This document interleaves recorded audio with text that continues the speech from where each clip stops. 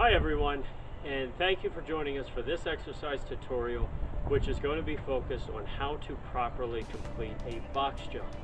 Now, I want to start off by saying box jumps are by no means a beginner level exercise.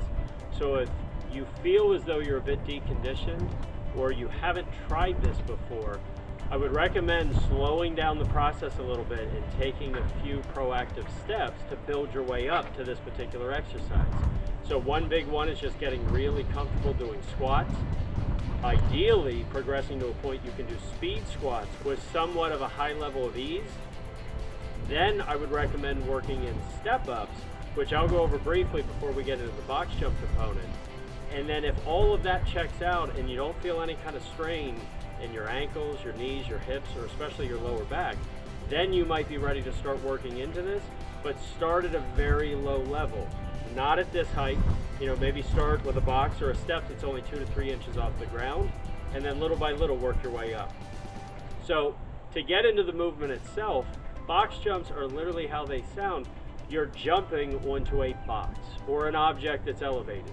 So here I'm going to be using cinder blocks, but you could use a park bench, ideally one made of concrete, a slight elevation that maybe you have a back patio where your yard is a little bit lower than wherever your deck is.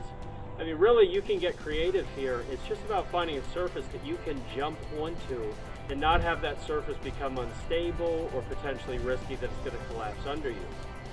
So, as I said before, the first step when you're trying to do box jumps is maybe practice step-ups just to gauge the height.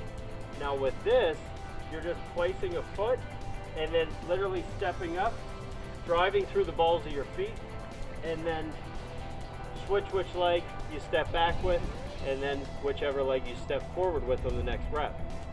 That's one way to gauge if the height's appropriate, if your legs are going to be flexible enough, and then you can start to transition into the jump. Now with the jump itself, I tend to see a lot of people make some pretty fundamental mistakes with this. In particular, they don't leave their feet correctly on the initial launch. They don't land correctly, and they're absorbing way more shock than they need to. And then the really big one is I see people jump backwards off of the object that they just jumped onto. So I'm going to start there.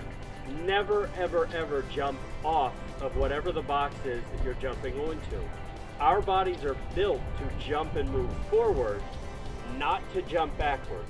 So when you're leaving any kind of elevated height and jumping in reverse, essentially when you land, your knee is going to get very close or even lock all the way out, which raises the risk that you go hypermobile and essentially your knee goes in the wrong direction. So in between every rep, step down and make sure that you're alternating whichever leg you step back with in between every rep.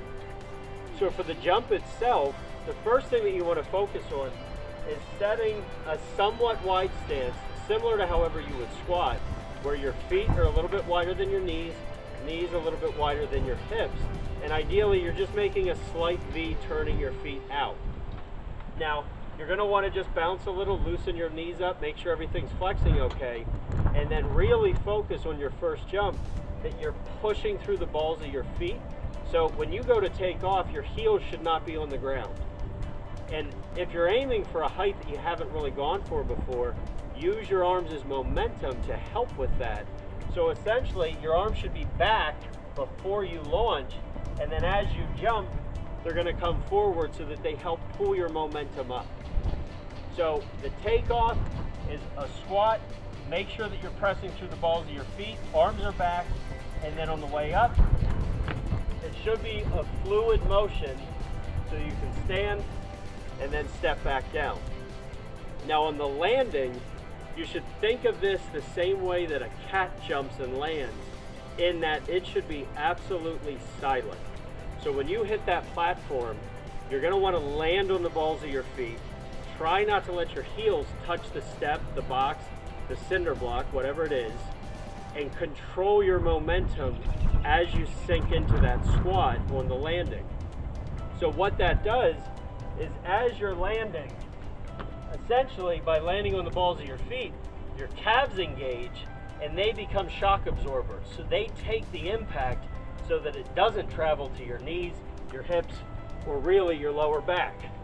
But if you're negating that focus and you're just slamming your heels in, and you'll hear it, it'll be a loud slam every time you land, that shock wave's going all the way up, and it typically ends in the lower column of your spine.